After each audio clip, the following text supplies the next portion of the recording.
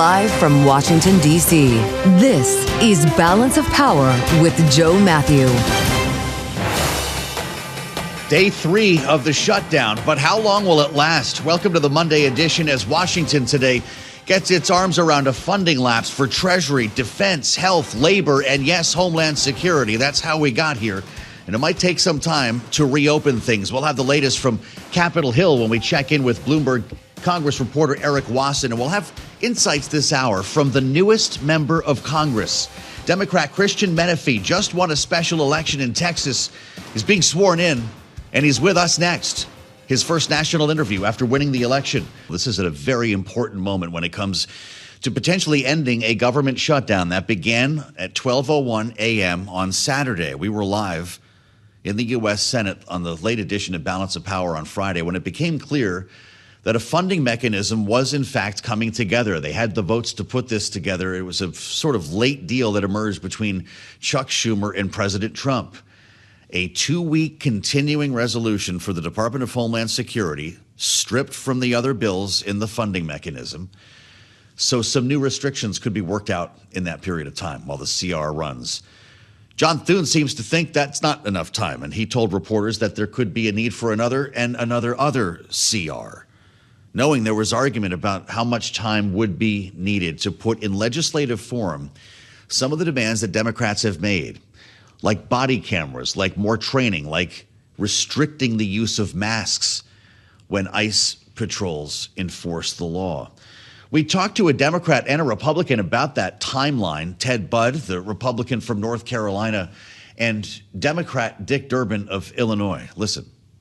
Well, my understanding is that we need more than 2 weeks because of the Senate procedures. I wish you could, I come from a business background, you just get it done, but there's procedures to be done here in the Senate. It's a very interesting body politic. So it's going to take more than 2 weeks, but we'll hurry with whatever time they get us. 2 weeks are enough, and only for negotiations, serious negotiations. I've been around Washington for a few years, and I can tell you, if you want to get the job done, 2 weeks is more than enough time. I'm making no promise beyond that 2-week period. 2 weeks is enough, says Dick Durbin. Republicans say not so much. John Thune sounding a lot more like Ted Budd. Because not everybody's on the same page here when it comes to these restrictions. And it turns out not everybody's on the same page, even codifying what the Senate did on Friday in the House to try to get these agencies back open, because the changes that were made, it's got to go back to the House.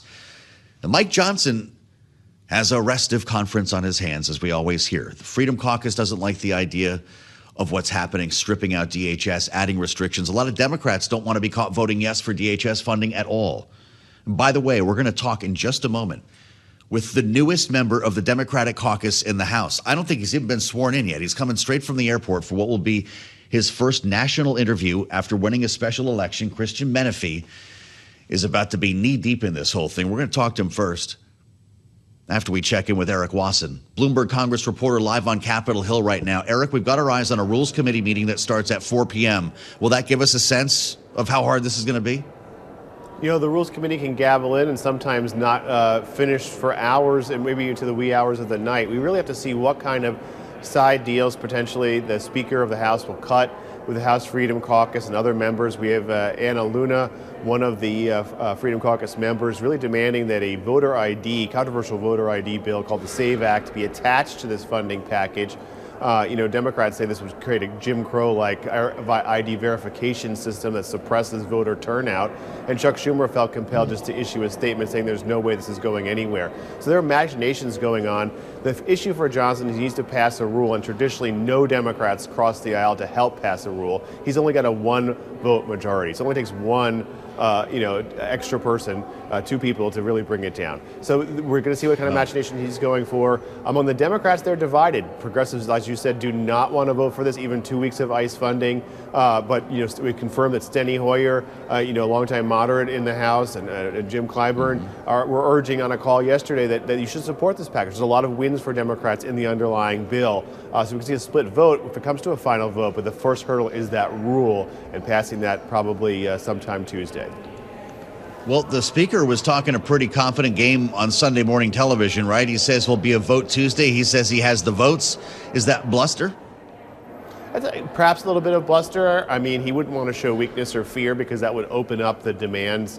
The bazaar would be open, as we say. He also made some interesting comments about an eventual ICE compromise. He said that some things are amenable to them, like body cameras, like ending roving patrols, but they have real issues with taking those masks off. There's a sense that, members of ICE are being doxxed, their family threatened, and this is going to be a real sticking point and make it very hard to get a deal in 2 weeks.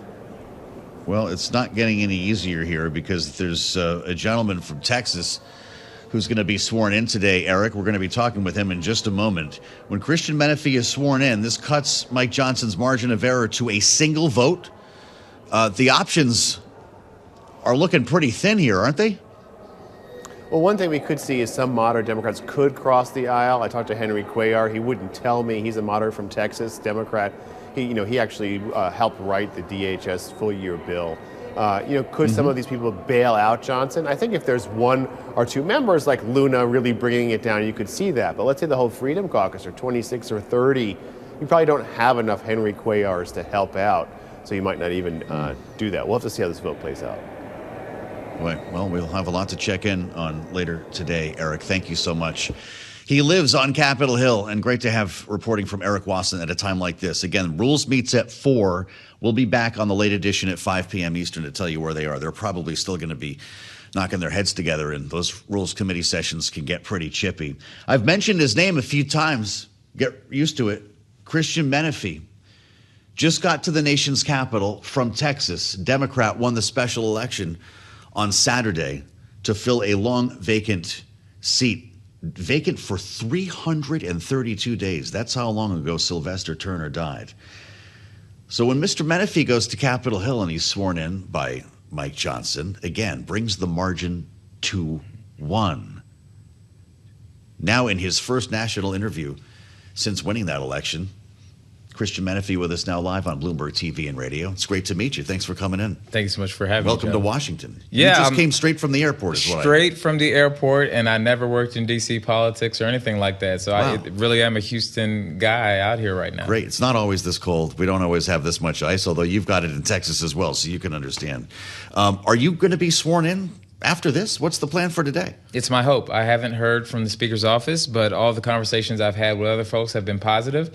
I think that Speaker Johnson may have even said publicly that he's dealing with a 1-vote margin, which would be an indication that he's going to swear me in. Yeah. I'm just excited to be here and to get to work. We have a district that has been without representation for just under a year. It's amazing. Frankly, we should have had somebody in Congress a very long time ago. I'm glad that we're at this point, and I'm excited to get to work. Well, so what's this debate going to be like surrounding the Department of Homeland Security? This is the first major debate in Washington, a national debate that you're jumping into. And Texas is no stranger to this debate. You're obviously a border state. You're one that's seen National Guard troops. You're one that is used to actually seeing ICE enforcement. But seeing it in the middle of the country and seeing roving bands of ICE agents who are masked has had a very different look for a lot of Americans. Do you support the restrictions that Democrats are calling for to be put in place? I will not be voting for funding for DHS. Okay. In Houston, we are a community of immigrants, of folks from so many countries who have come, who participate in our economy, who run small businesses, who hire folks, who do fantastic work, and we believe in recognizing their dignity and their humanity. But instead, what we've seen is the president and Noam radicalize an agency, so much so that they're terrorizing communities and executing people on the street. I believe very deeply that we should not allow ICE to do what it's been doing, and I look forward to one of my early votes being to do everything I can to block additional funding to DHS. So you're a no on this continuing resolution. What do you think about the bill that's being crafted to bring some new restrictions? We're hearing about no masks, body cameras, additional training. Is there more that you want to see? Absolutely. I am supportive fully of ensuring that ICE is held accountable and that when they're out in our communities, they're conducting themselves in a way that is representative of the federal government. These folks should not be out there like thugs. They shouldn't be harassing and terrorizing people. And if they are going to be in the streets doing any type of law enforcement work, they shouldn't have masks on their face. They should be have recorded fully every single time they're doing something, and not be in a situation where they're able to commit what we all know are crimes and protected by the president when they're doing so. Well, let's get real about what should happen. You said at your victory party that it's time to tear ICE up from the roots. Is that abolishing the agency or reforming it? I support fully abolishing the agency. Abolishing it. I think you have to rip it down to the studs. Okay. I believe that when you rip something down to the studs, though, that usually means you're going to rebuild it. That's not so much abolish. That's replace. No? No, I want to abolish it. I think you rip it down to the studs, and when it comes back, it shouldn't be ICE anymore. It should be a different type of law enforcement agency that is built in a way that ensures that communities are going to be protected. You can't take something that was created and has been radicalized to this level, that has harmed so many people, and try to have minor reforms on it in a way that you think is going to protect people. I think that they are far past the line, and after folks are executed in the street, it's time to tear it down. I hear the principle that you're standing on. I've heard also a lot of Democrats say that it has the same ring as defund the police, which is something that a lot of progressives are still answering for because they felt like it was misunderstood. Do you feel like this could be misunderstood? No, I think people in this country are smart enough to understand that when you have an agency that has gone this far, when people are being executed in the street, when they're conducting law enforcement operations with masks on because they don't want to be seen when they're doing wrong. When I go throughout my communities, people who are black, white, brown, from every single community, they want this to stop as soon as possible. And I think the president has shown that he's not someone that you can negotiate with and trust to act in good faith. So I don't think we're going to be misunderstood, and I think the voters will be with us. There's a demand that many Democrats have as well, that new rules of the road are not enough. You're clearly one of them. But they also say you need a new head of the agency, the Department of Homeland Security, that a new cabinet official needs to be there. Kristi Noem must go. Whether that ends up being one of the demands on the table, I don't know. But we talked to Senator Elizabeth Warren about this late Friday. Here's what she said. I've been calling for Kristi Noem to be pushed out of there. Should that be part of a deal? I would love to see that as part of a deal. But the core of what we're asking for here, it shouldn't take us 2 hours to write this and put it together. It's abide by the same sets of restrictions that every other public safety officer abides by. Do Democrats need to dig in on replacing Kristi Noem? Absolutely. I think she has shown that she is unable to lead this agency in a way that respects the dignity and the humanity of folks in this country. I think she has failed miserably, and she needs to be out. And I fully support, and I've said this on the campaign trail, doing whatever we can to get her out of office. There are articles of impeachment.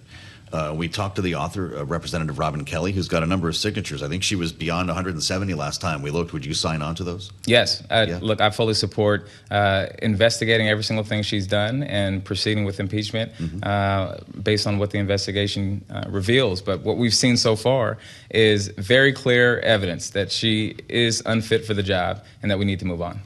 Well, Representative-elect, this is not the only issue that brings you to Washington. And I don't want to pigeonhole us to this single issue because you're about to begin a career as a representative in the United States Congress.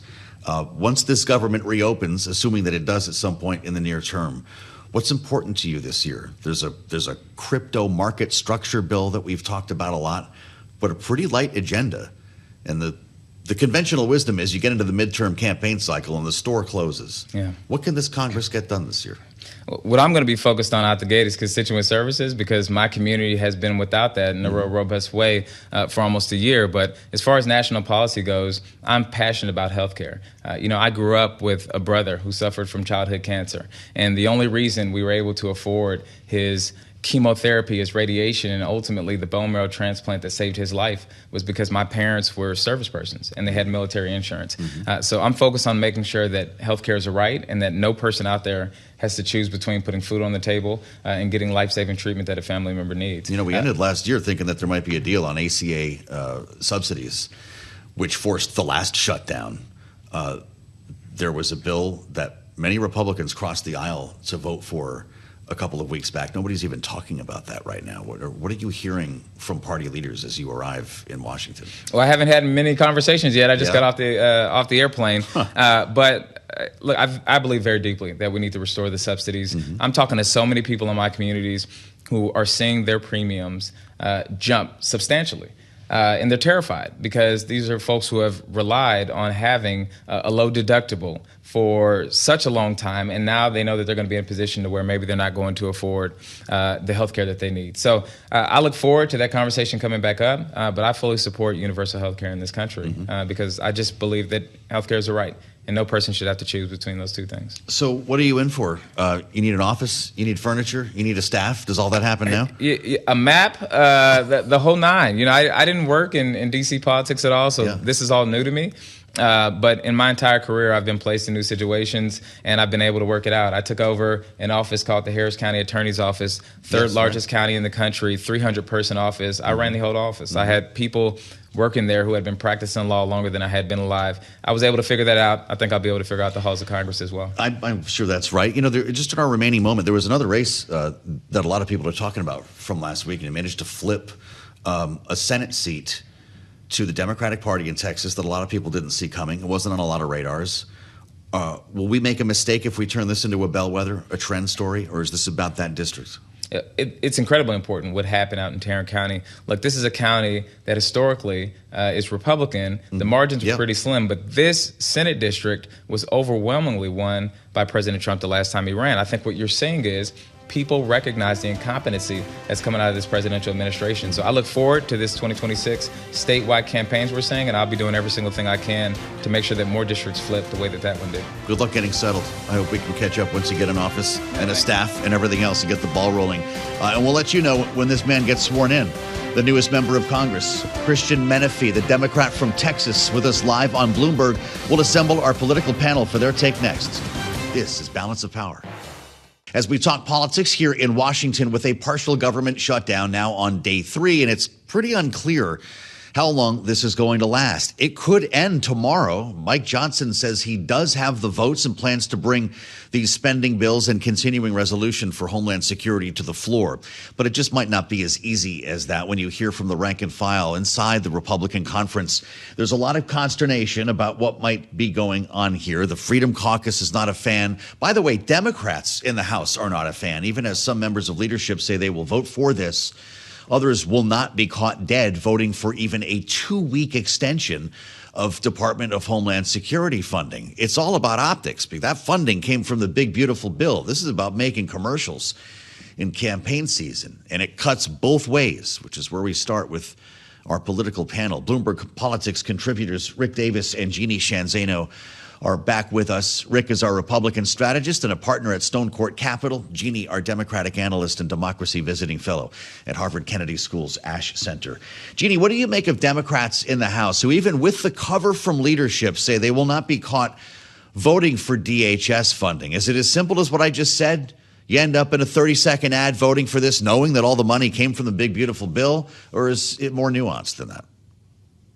I think it's partly that, but I think more importantly, you just, in your really wonderful interview with the new to be in Congress representative from Texas, he made it very clear what is going on the ground. That is what all the polls are showing. That is what special election results are showing, that people on the ground, particularly independents and moderates, are looking at what is going on in Minneapolis and elsewhere with ICE and immigration. And they are saying, oh, no, this is not the America I know. This, even if I voted for Donald Trump, this is not what I voted for. So I think Democrats in Congress and likely some Republicans are reacting to that. And, you know, I can't help but wonder, did the White House and did, quite frankly, the Democrats in the Senate make a mistake by not bringing Hakeem Jeffries into the negotiations that were had last week? Because had they brought him in, potentially they could have made a deal that would have at least allowed some Democrats to come over. I don't understand the logic of keeping him out of that little group and the agreement, because they knew darn well they had to go to the House immediately. So that doesn't make a lot of sense to me. But here we are, and he's got many members who feel exactly like the new representative from Texas.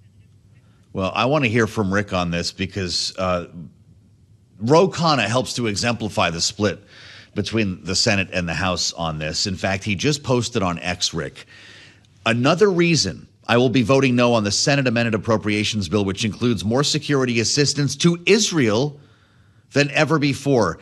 He's retweeting a video of Chuck Schumer, who's talking about the aid that Israel needs and how he will continue to fight for it. Ro Khanna says no House Democrat should vote yes on a bill that leaves in place triple ICE funding and massive aid to Israel. Was this a huge failure in leadership to not bring everyone to the table?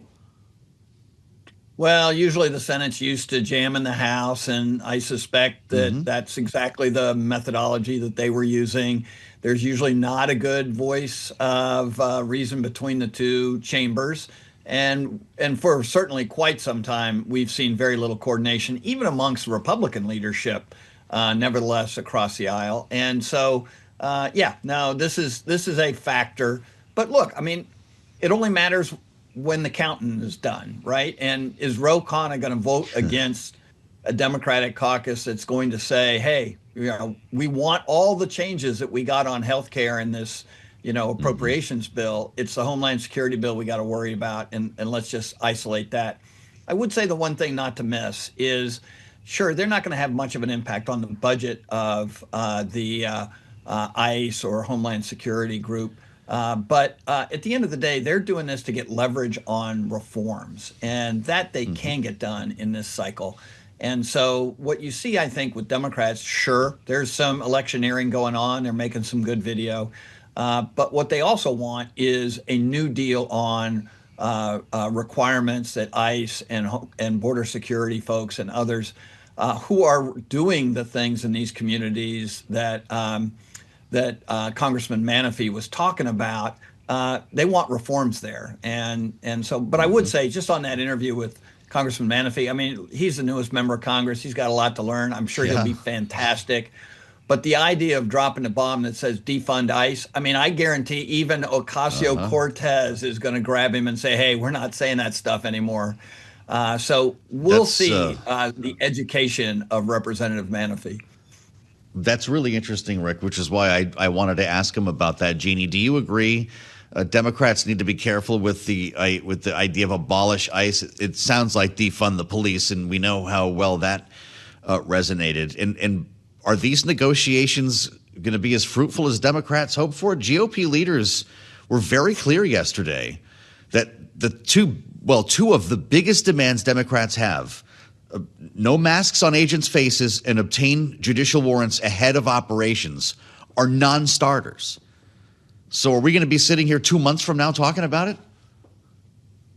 Absolutely, Joe. I was just thinking the same thing. I mean, we're talking, best case scenario, this gets through today or tomorrow, as the speaker said. If that happens, we buy 2 weeks and we will be right back here, because it's hard to imagine a universe where in 11 days they agree to things that over the weekend the Speaker of the House said are non-starters, like you mentioned, the masks, the IDs, and then, of course, the judicial warrants. So that is going to be huge stumbling blocks. I'm not sure how they get there, given where they're starting, but certainly not in 11 days. And so I'm hard-pressed to imagine that we don't see another continuing resolution on the 13th and buy more time so they can try to sort this out. On the defund ICE issue, I think what the representative was saying is something we've heard a lot of.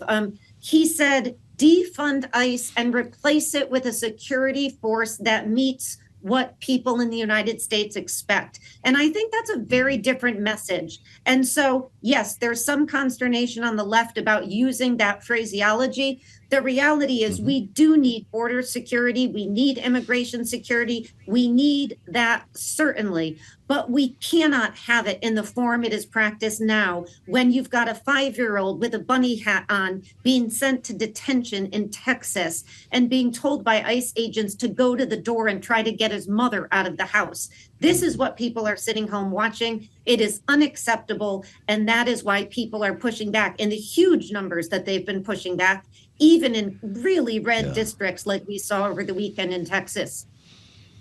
President calls that story fake news because apparently the man's father, or the boy's father, took off and the man left him there. If John Thune's math is right, or his gut check on the math is right, and Jeannie's right here, Rick, that puts us, you've got 3 2-week CRs. We're in the middle of March now. Is that what people should brace for? They might. This is a pretty incendiary issue. Now that it's getting isolated, you can have a legitimate debate about what you're willing to compromise around. There are Republicans, Susan Collins, Tom Tillis, who are willing to discuss some of the reform measures, like warrants for immigration enforcement officers, stopping ICE patrols, wandering the streets. They're all for rolling up the bad guys, and that was what Donald Trump campaigned for, and he's got full support from the Republican caucus in the Senate and House for that. But when you have ICE patrols just wandering around the streets and pulling people over, it's well beyond stop and frisk, right? It's stop and arrest. Yeah. And I think that's what Republicans are willing to take a look at. So yeah, there's room to get a deal here. Just depends upon how much political, I would say, sandpaper gets in the way of rubbing this thing to the point where it'll actually work. Really interesting. I should note, Hakeem Jeffries has called a news conference for 4 p.m.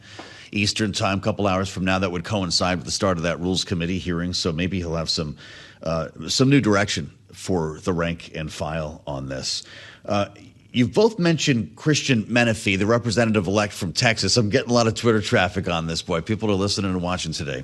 That was not the only race. In fact, some would suggest, and I think many would, that the other race in Texas is the one that we should be talking about. Taylor Remmett, we mentioned this briefly with the representative-elect. This is a state Senate seat, right? Not coming to Washington.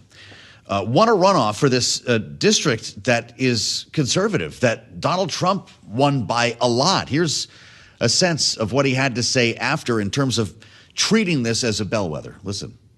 I can't speak to that. All I can speak to is the hard work that my campaign, the community here put into this. And we're looking forward to doing this some more and really just, having fun doing it. I'm honored to be able to do it. This is, I've served my country. I served in my workers union, and I cannot wait to serve as Senator for Senate District 9. Tarrant County, Rick Davis, Donald Trump carried the district by 17 percentage points in 2024. Should Republicans worry about a story like this? Sure. I mean, there's always a precautionary note, right?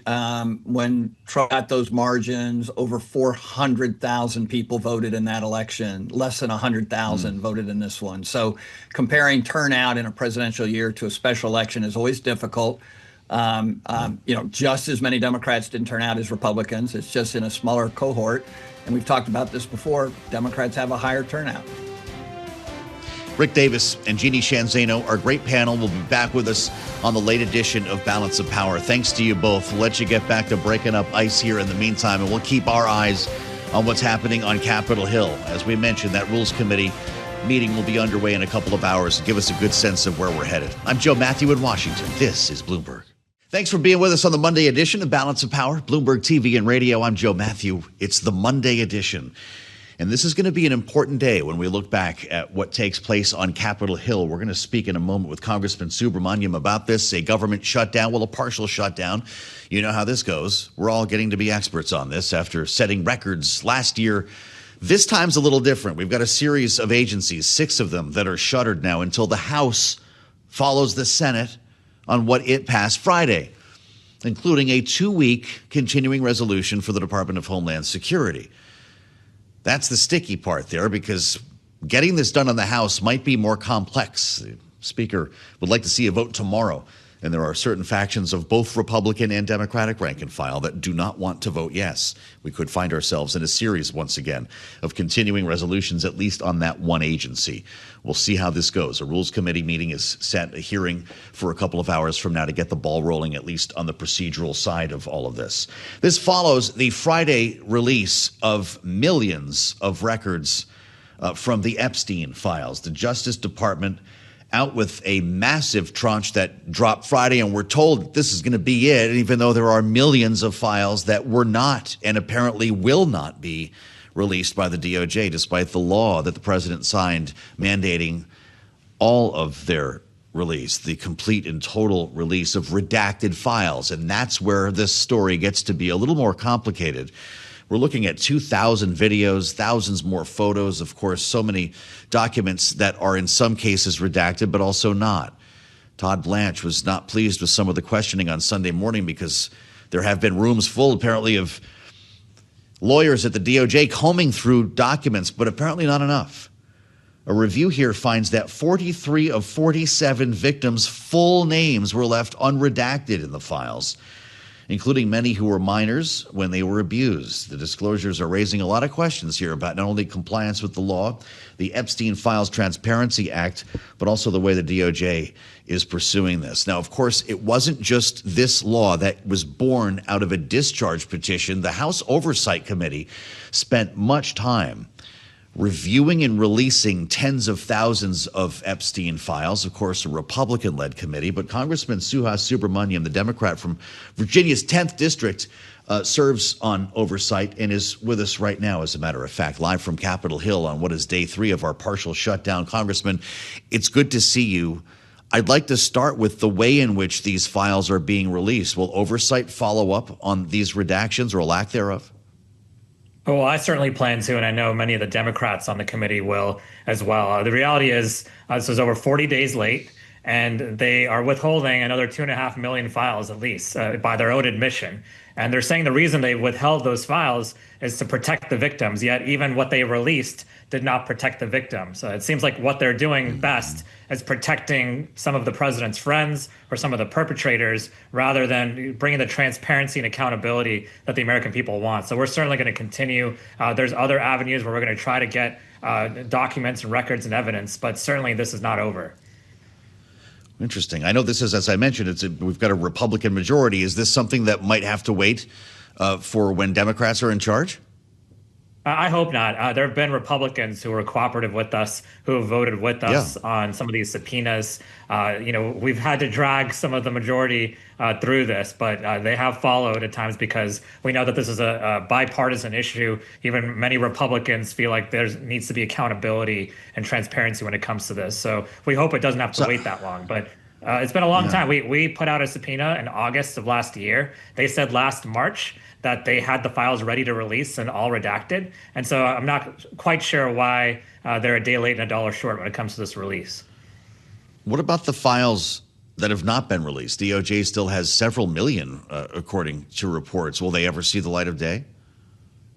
They will see the light of day. It's just about when. I will say that there are a lot of things we've been looking for, like some of the victims' statements to law enforcement, a lot of the draft indictments that were going to be filed against Jeffrey Epstein that were dropped when he got the sweetheart deal. There's several things that are missing right now that we were looking for. And the reality is, I think there's a reason they're withholding them. It's pretty clear that they're trying to protect some people. And this entire case is not just about the crimes that were committed by Epstein and Maxwell and others. It's also about the cover-up and why when people were able to cover up these crimes and who covered up these crimes and how we prevent that in the future. You just start wondering if we're going to be talking about this for the rest of our lives, Congressman. You mentioned the cover-up and an attempt to hide, I think, the president's friends. You suggested, rephrase that if I'm not doing a good job. What makes you think that that's the case when we've seen a number of Democrats like Bill Clinton in these files as well? Yeah, I've said from the very beginning, it doesn't matter if they're a Democrat or a Republican. Everyone should face consequences, even if they can't in the court of law because of, statutes of limitation, at least in the court of public opinion. We've seen, members of the monarchy lose their titles. We've seen people lose their board seats. That's the kind of reckoning that should happen to anyone who was involved or engaged in some of these crimes. I think the reality is, though, the president himself, according to Marjorie Taylor Greene and others, has said that, releasing all the files will hurt a lot of his friends, right? And so I'm just using the president's words. And the reality is, if he wanted to be completely transparent about this, he would have released the files last year because he campaigned on this. There's no reason not to unless you're trying to hide something. But in any case, we will find the information. We're also subpoenaing the banks and financial institutions as well. We have, testimony coming up from multiple witnesses who were close with Epstein. So we're going to continue our investigation regardless of what the administration does. Well, you get points for consistency when it comes to Bill Clinton. You did vote to hold Bill Clinton in civil contempt after being subpoenaed by the Oversight Committee. You said your goal is to hear from the Clintons or anyone else who might have information about Jeffrey Epstein. Congressman, what's this going to lead to? The Clintons are an interesting case because I don't think they have a lot of information. I think a big reason why they've been targeted is because they're a political enemy of the president. I supported civil contempt just to put pressure on them to come to the table and work with us. But the majority here, probably by Trump's direction, is going after criminal contempt so they can put the Clintons in jail, even though the Clintons have offered to come in and testify for 4 hours. The sticking point, it seems, is the Clintons don't want it to be a marathon, deposition about everything and not just Epstein, about everything that they've ever done in their careers, right? That's what Republicans want to do is drag them through that. And I think that's understandable because this subpoena is specifically about their involvement with Epstein, which is what I want to hear as well. So I don't support criminal contempt, which is going to be voted on by the entire House this week. But I do support at least putting pressure on them to come forward. That's an important distinction. Congressman, we're on day 3 of a partial government shutdown that takes on a whole different look in the state of Virginia, where we have so many federal employees, defense contractors, members of the military. I'll remind everybody that partial means right now Treasury, Defense, Health, Labor, and the sticking point, Homeland Security, go unfunded for now. I know Rules is going to be meeting in about 2 hours. Is this bill, as you understand it, going to go to the floor tomorrow? Would you vote yes?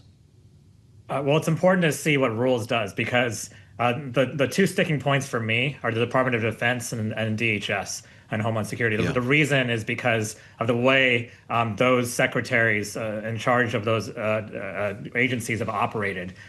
Secretary Noma called for her resignation, have called for impeachment because the reality is she's not running that agency in the way it's supposed to, and they're basically a paramilitary right now. They are going far beyond their mandate, and so to continue to fund them is outrageous. There's no reason to do that unless we see some real changes. And I'm tired of promises. The reality is I've been given assurances over and over again, and then have people go back on those assurances. And so this is our time to put pressure. We're in the minority. We don't have the votes normally, but in this case, I think we need to make a point. And hopefully they will come to the table and we will get through this because I don't want to shut down either. We have a lot of federal workers and contractors, and I want to make sure that they're protected as well.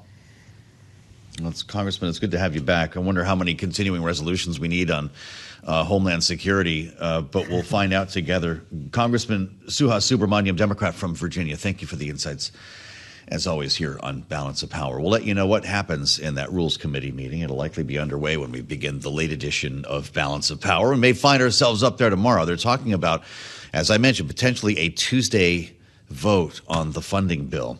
Watching Wall Street, it's been a nice start to the week here. You wouldn't know that there's any controversy or worry about government funding, and maybe there isn't on Wall Street in a way that impacts policy. The S&P 500 is creeping ever back closer to 7,000 right now, up 49 points, almost 1%. NASDAQ up almost 1% as well, 205 points, and the Dow Jones Industrial Average is ahead by more than 500. You might be curious to know that Bitcoin is also coming off the mat here, up over $2,000, almost 3% for a $78,000 handle. We're still below 80. And we're watching gold and silver as well. So we thought we'd have a quick visit with Norah Mulinda to get a sense of what's happening elsewhere in the markets. Bloomberg Markets Correspondent live from world headquarters in New York. I will say just broadly, Norah, to be rolling into another week very heavy with earnings, investors don't seem very worried, do they?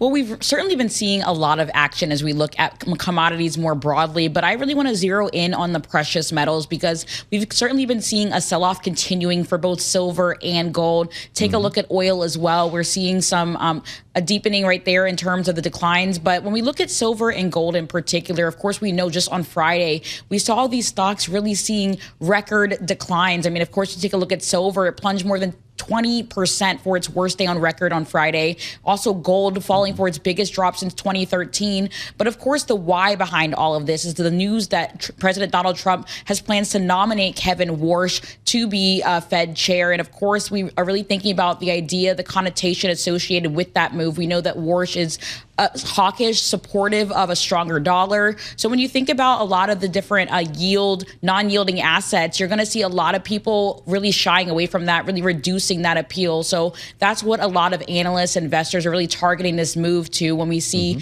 the plunges in silver and gold. Also added to the fact that we are seeing some investors maybe doing a little bit of profit taking. That's what I'm hearing from some of my sources, given the fact that we did see these assets really surging for record levels just in previous months here, Joe. Really interesting. What should we be watching this week beyond the metals? And I know they've been moving a lot. Is crypto on your radar here? To watch Bitcoin fall out of bed like that over the weekend was pretty curious. I thought this was supposed to be a more stable time as crypto is institutionalized through ETFs, and it's been the opposite. No, it's interesting because especially when we think about Bitcoin, we do know that it's a bit of a speculative sector. So when you think about what investors are doing and we think about where they want to put their money, we are still seeing people looking for areas of protection, but we're still continuing to see a bet on some of those information technology stocks. So you are still seeing people putting money in growth areas. Take a look at the S&P 500. If you look on a year-to-date basis, only up about 2%. So we'll see what happens. Of course, it's just January, so got to hang in there and see what's going on. But there's a lot of action happening, especially as we continue to get a trickle of earnings. All right, Norah, it's great to see you. We thank you as always.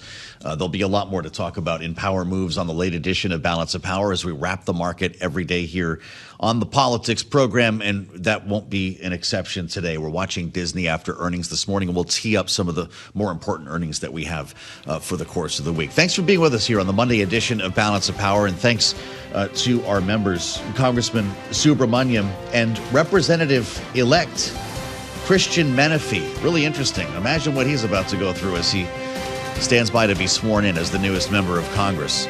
We'll have reactions from both sides of the aisle this evening to what's taking place here, and hopefully we'll have a better sense of how long this shutdown is going to last. This is Bloomberg.